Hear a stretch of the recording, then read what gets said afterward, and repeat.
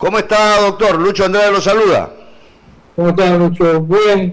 Bueno, sigo siendo creyente más bien, no es que soy creyente, nunca he dejado de serlo. Yo respeto mucho a los que no creen en un ser supremo, yo sí.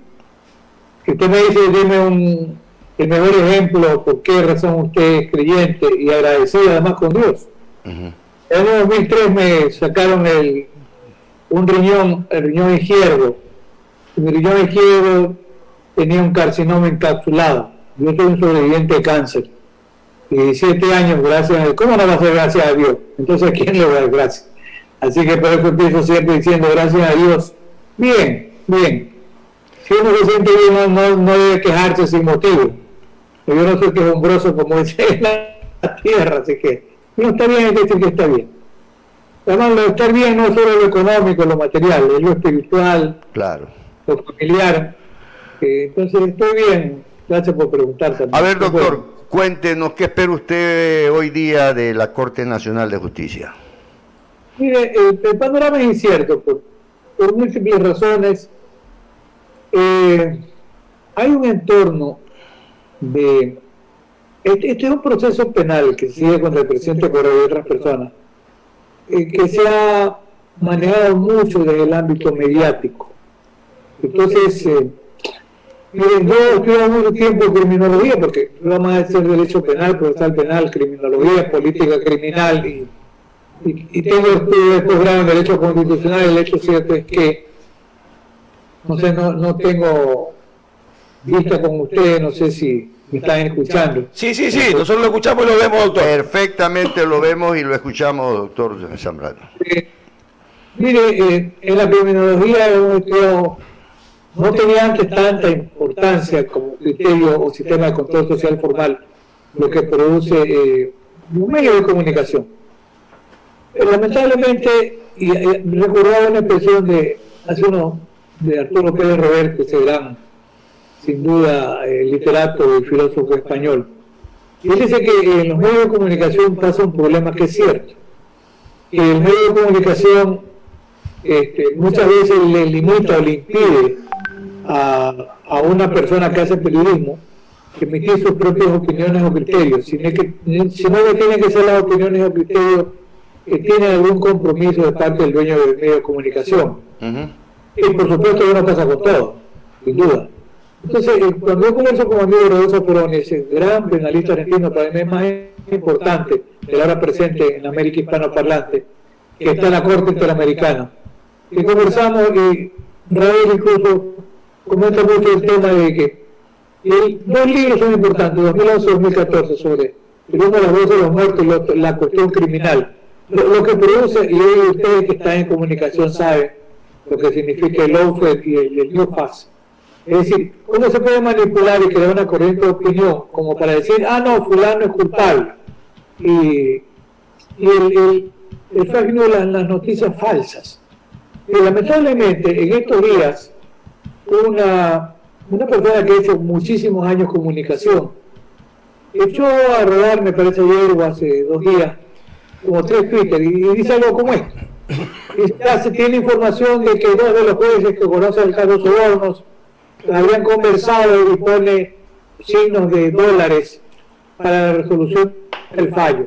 Una persona que ha vivido más de 40 años haciendo comunicación no puede llegar a esos extremos. Y se ha reunido después con otros jueces y finalmente parece ser que han entrado en razón.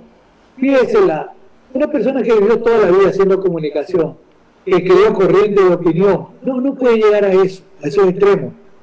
Eso explica un poco la indudable preocupación, dudas y temores que puede haber en cuanto a qué es lo que se busca de los jueces. Yo siempre digo, se busca que el juez, porque lo dice la Constitución, lo dice los estándares internacionales, el juez tiene que ser independiente, tiene que ser imparcial, tiene que ser competente, y yo le agrego 2 componentes cuando yo hablo sobre el tema, y le digo, además tiene que actuar con conocimiento y con probidad.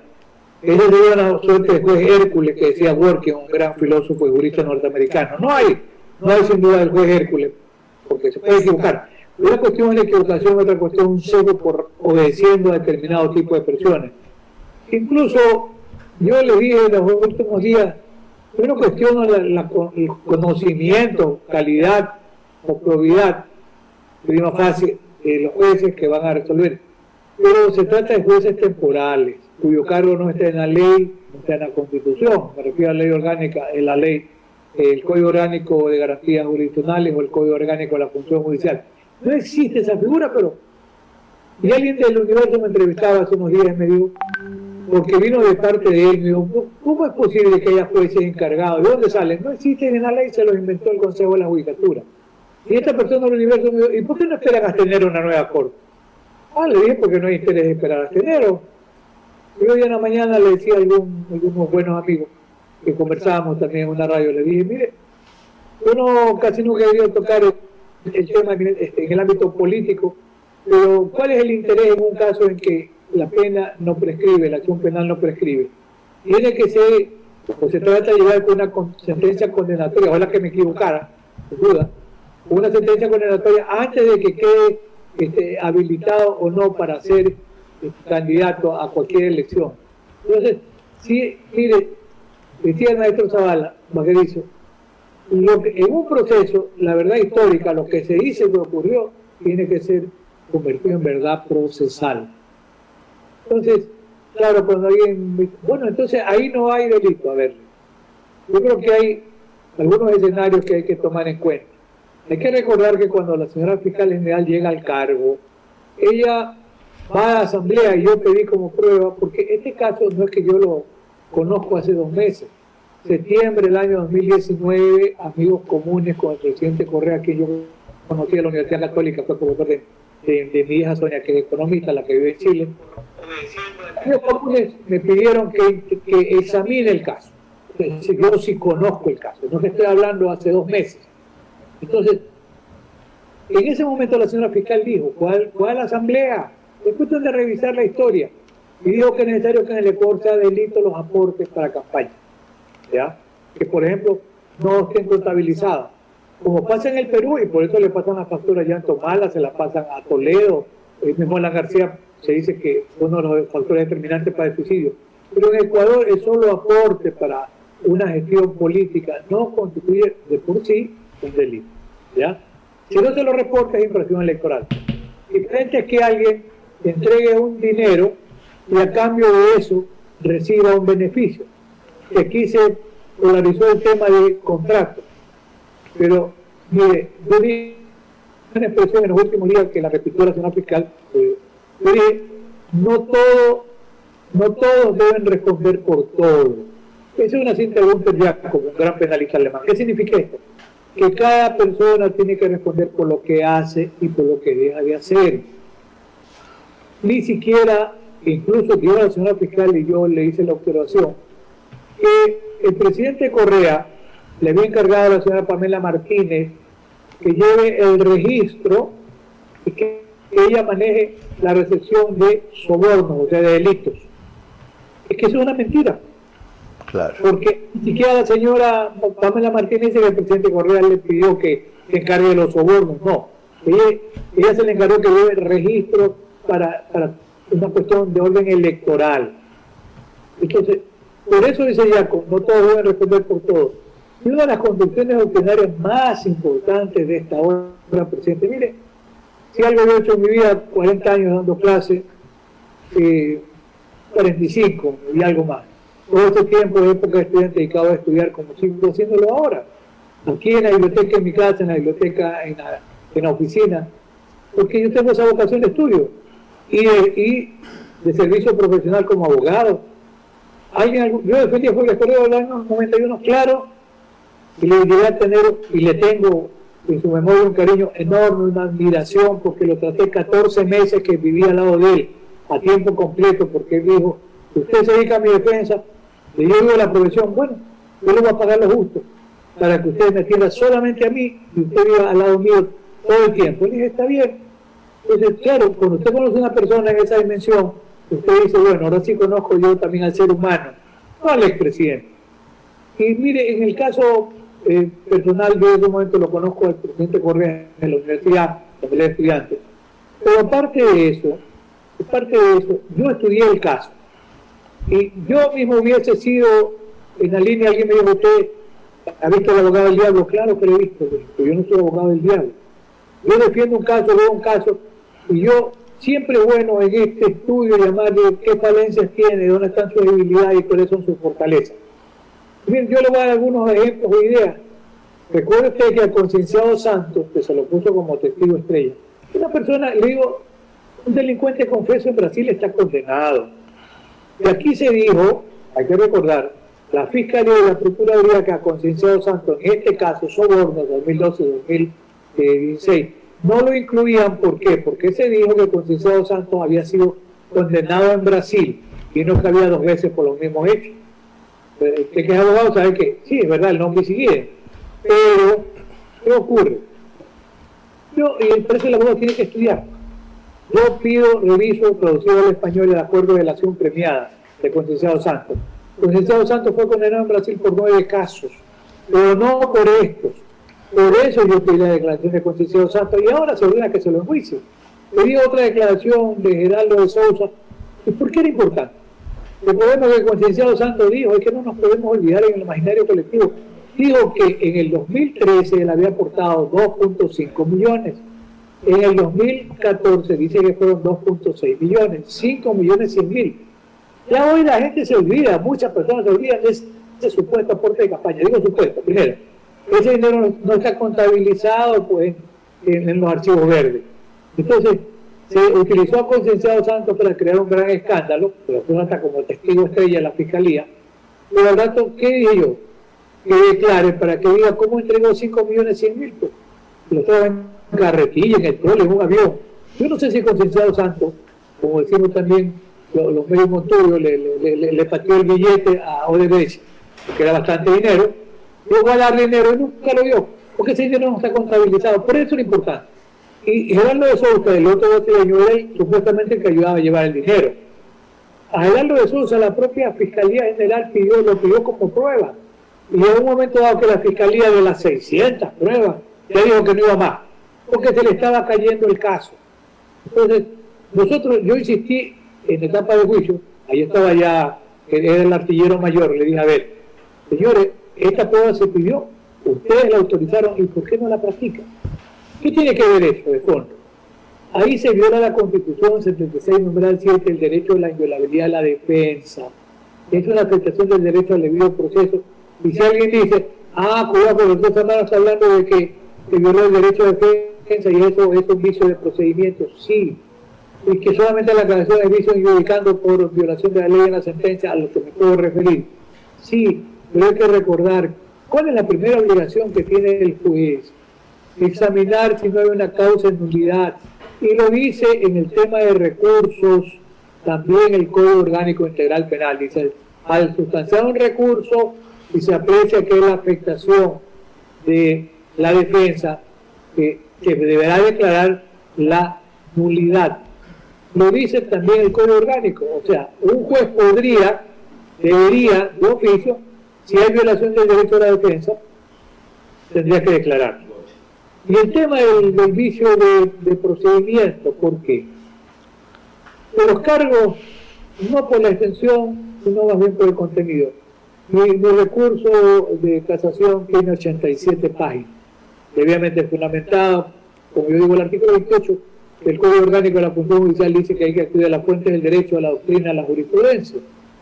Y, ojo, en este caso, la señora fiscal aplica, cuando se lo llama a juicio, el artículo 280 dice por un concepto de favorabilidad del Código Orgánico Integral Penal, donde la pena más alta puede ser de 3 a 5 años. Ese fue el objeto jurídico de la acusación de la Fiscalía. La señora fiscal, la señora jueza del caso, la doctora Camacho, llama por ese artículo. ¿Y qué pasa? El tribunal se aparta en 2 momentos del llamado el título de imputación. Primero, recuerden que la señora fiscal habló mucho de que aquí habría que hablar de autoría mediata a través de un aparato organizado de poder sobre el dominio de una organización, que es una constitución del profesor Roskin de Alemania, pero y además habló del 280. Cuando los jueces resuelven, dicen, a ver, puede estar bien la teoría de la fiscalía, que era la teoría del caso. A base de esa acusación se llevó el juicio, se practicó la prueba, se ejerció el derecho al contradictorio. Ese fue el objeto jurídico del debate, una autoría por dominio de organización. Uno. ¿Qué hace el tribunal? El tribunal viene y se saca debajo de la manga y dice, no, aquí hay un delito de infracción de deber. Que sí, también una construcción del profesor O'King, que se llama delitos especiales de garantes, como dice Schunemann, uno de los alumnos más distinguidos. ¿Qué tiene que ver esto? Esto es un estadio totalmente diferente porque ahí entra en consideración la llamada imputación objetiva del resultado, y lo digo así gráficamente. En lo que decía Jaco, cada quien responde por lo que hace y deja hacer. Lo que yo he sostenido es que el presidente Correa, como presidente, no se apartó de su rol o función propia. Nunca dictó un decreto de emergencia. Y en la sentencia que incluye una serie de falsedades. Se dice, por ejemplo, que el presidente Correa le ordenó al doctor Alexis Mera que redacte el decreto de emergencia. Es una perversidad, eso no existe, no hay un decreto. Si no lo hubieran exhibido, pues, el doctor Alexis Mera tenía que hacer los borradores de los contratos para entregar. Eso es otra falsedad. Si no, ya hubieran exhibido por un contrato.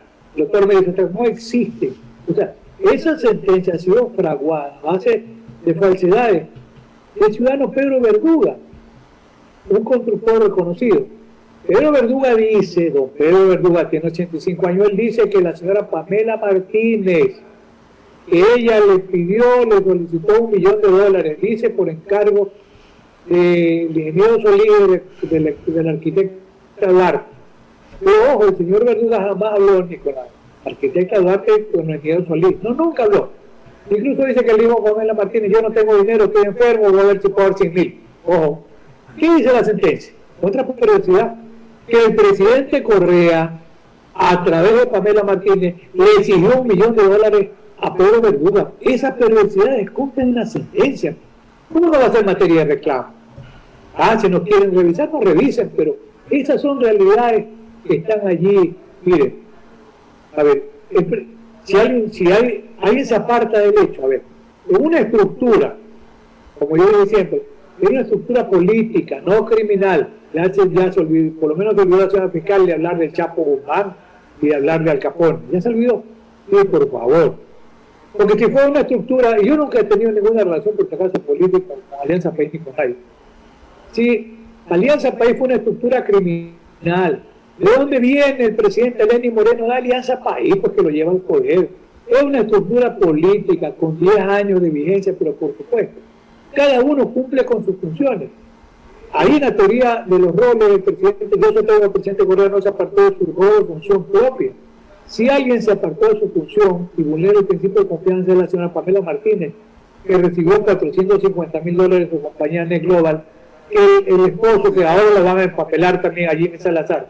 ¿En cuánto recibió Jimmy Salazar de Odebrecht? $1 millón por concepto honorario. Yo quisiera que alguien me pague $1 millón por no hacer nada, pues. A lo largo de la factura de 30.000, de 40.000, asesoría que nunca dio.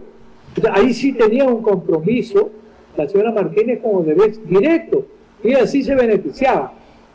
El presidente Correa, ¿y cuándo se benefició de todos los pechos? La señora fiscal dijo, ahora se olvidó, porque yo el día en Quito le dije el día 5 o 6 de marzo, y ella dijo, otra perversidad, el presidente Correa recibió $6.000 que eran parte de los sobornos de Odebrecht. Y yo una noche le dije en Quito, perdóname, yo le acabo de decir a usted algo que es una mentira. Eso viene de un fondo de solidaridad que existía en la presidencia de la República. Las máximas experiencias, que son mecanismos de valoración de la prueba, le dicen a usted, a ver, es lógico que alguien primero pida por solamente $6.000, en segundo lugar después lo devuelva a $500 mensuales. Va contra la lógica, va contra el sentido común. Por eso decía el doctor Zavala, la verdad histórica, lo que dicen que pasó, tiene que ser verdad procesal. Y esa verdad procesal no existe. Me decía hace un momento tu compañero, ¿qué va a pasar? No sé. Pero hay una presión terrible para que se lo deje fuera, ahora sí, fuera del ring político. Pero recuerde usted, la historia nos da tantos ejemplos. ¿Acaso a Perón en Argentina lo liquidaron políticamente? No, Perón regresó, barrió. Y Velasco Ibarra. Rafael Correa no es un cadáver político, al contrario. Y ese es el temor. Pero no pueden buscar un proceso penal para tratar de liquidarlo políticamente. Es que ya no hay otra explicación. Ojalá que yo esté equivocado. Y a la noche puedo decirle, bueno, perdón, todos nos equivocamos. ¿Verdad? Y un comentario creyendo que y ojalá que no se ve. Pues no sabemos qué más pueda pasar. Doctor, una pregunta cerrada, doctor. Conversamos con algunos colegas en Puerto Viejo en estos días. Al ser él un ex vicepresidente y aquí el delito se comete en las funciones de como presidente de la República y al gozar de fuero de corte, ¿era necesario levantarle la inmunidad, solicitándole a la Asamblea levantarle la inmunidad al expresidente Correa o no? Yo personalmente, a pesar de que puede haber otras opiniones contrarias, yo creo que no. Primero porque ya no estaba en el ejercicio de la función. Y aunque, a ver, el uno del foro parlamentario, sí, ¿verdad? Como presidente, pero ya no era presidente. Entonces, para mí lo que sí existía era el fuero de Corte Nacional, que sí se respetó, porque allí el fuero especial de Corte se retrotrae al tiempo que se le imputan o cometidos los hechos. Pero en cuanto al desafuero parlamentario o legislativo, personalmente pienso que no, porque ya no era un presidente en función. Doctor, otra cosa, asumamos el peor de los casos de que no se admita el recurso de casación esta tarde. ¿Qué le queda a la defensa del expresidente Correa? Primero, si se estima la casación después de la ampliación de aclaración, quedaría en firme, primero. Además, hoy día sería la lectura de la sentencia y después de unos días se notificaría por escrito.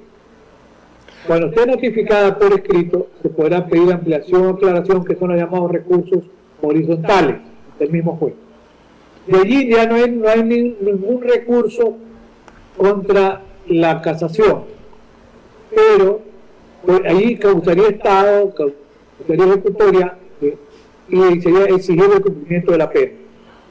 ¿Qué es lo que podría hacerse posteriormente? Plantear un recurso que también es extraordinario, que es el recurso de revisión.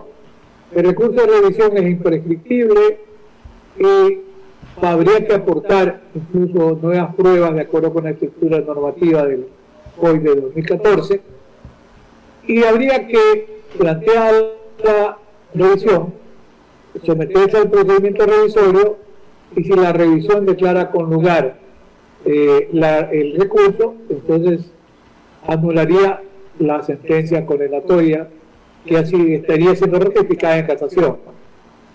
El otro espacio que quedaría todavía en Ecuador es acudir a la Corte Constitucional.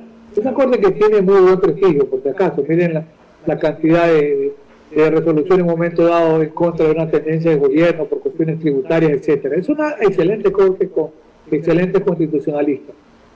Allí, ¿cuál es el planteamiento de defensa? Hay dos planteamientos. Uno es la inviolabilidad del derecho a la defensa, que lo hemos comentado, y el otro, la fundamentación fraudulenta y mentirosa de la sentencia, que esto está también en el 76, número 7, letra L de la Constitución. O sea, ahí hay unos cargos muy importantes para ir en Corte Constitucional.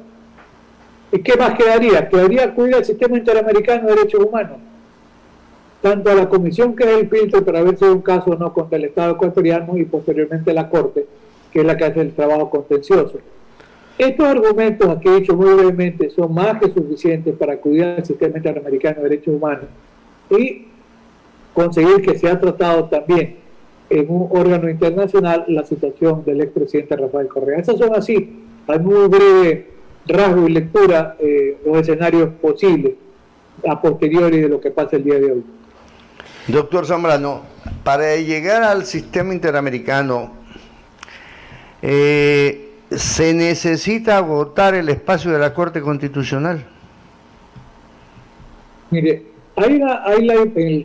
el Pacto de San José, me parece el 26 o el 28, prevé y determina que un presupuesto, lo llamamos técnicamente de procedencia, podría ser el agotar todas las instancias internas. Entonces, podría decir alguien, a ver, el recurso de revisión es imprescriptible, pero en cambio la acción extraordinaria de protección tiene una temporalidad que es 20 días a partir de la sentencia en la que se produce el agravio.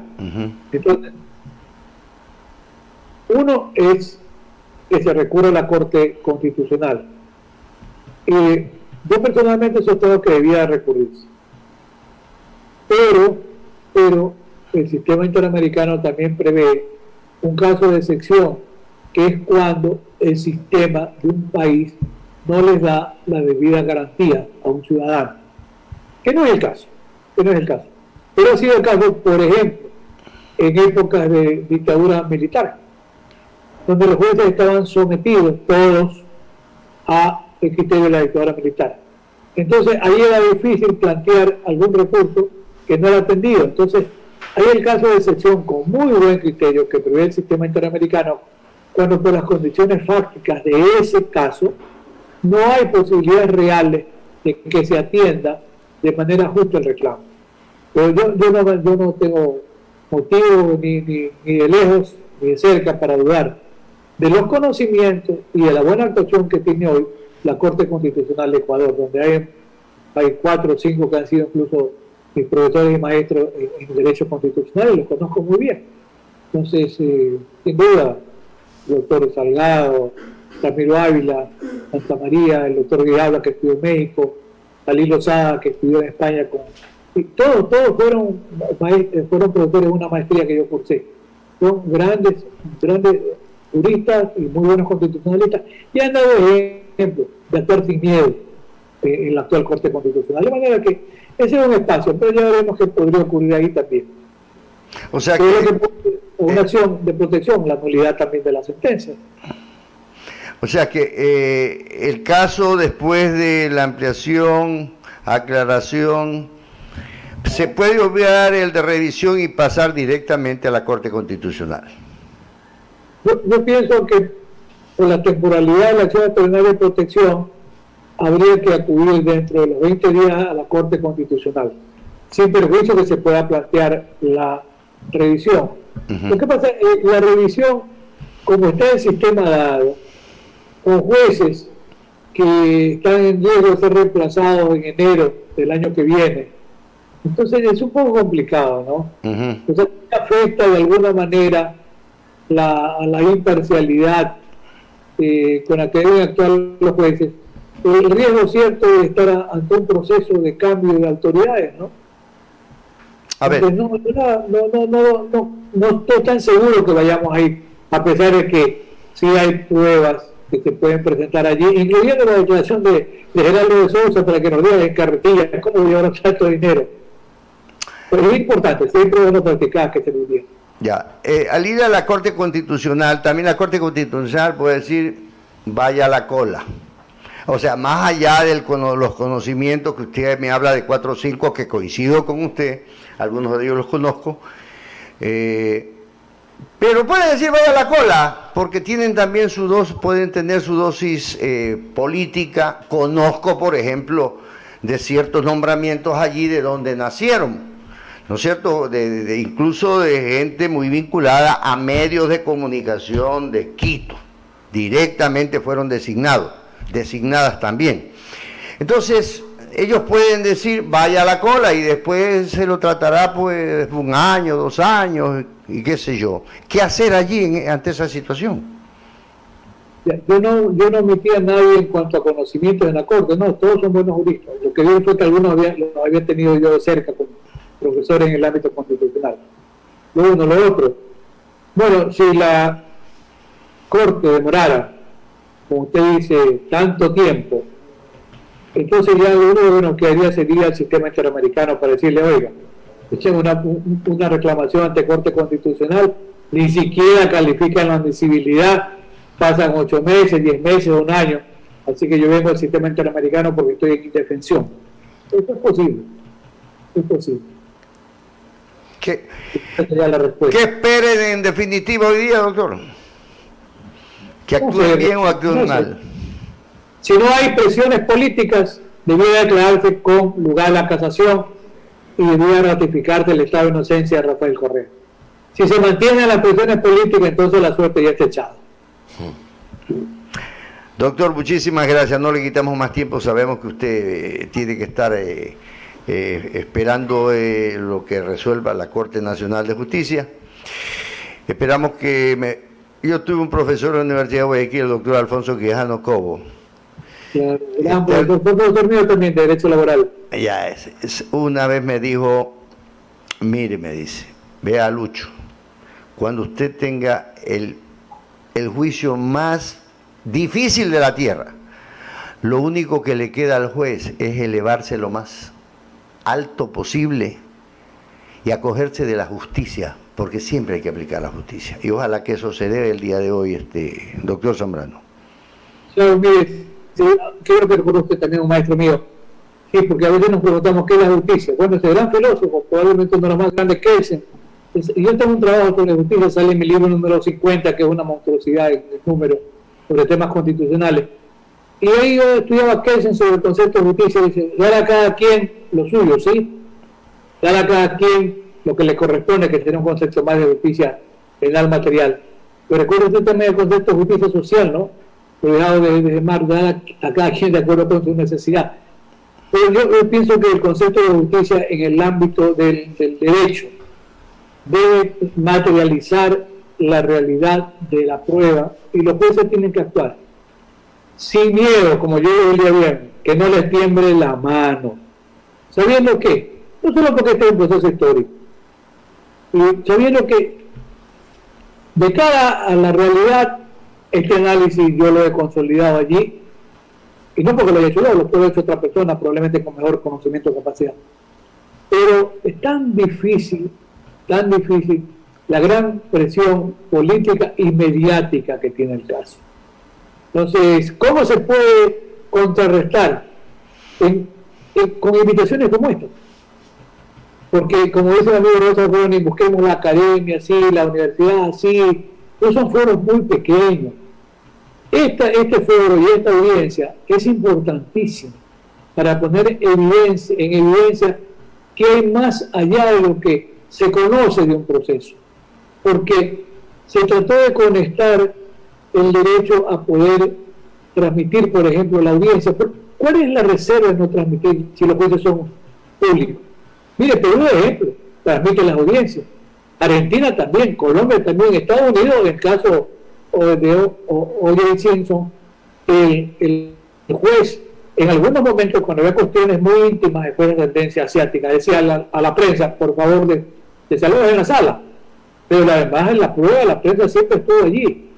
Mire, y eso es ilegal porque lo que la ley, que pienso que no, va contra la Constitución, y los medios de comunicación no reclaman. Pues. Señor, la Constitución habla del derecho a la libertad de información, de la publicidad de los procesos.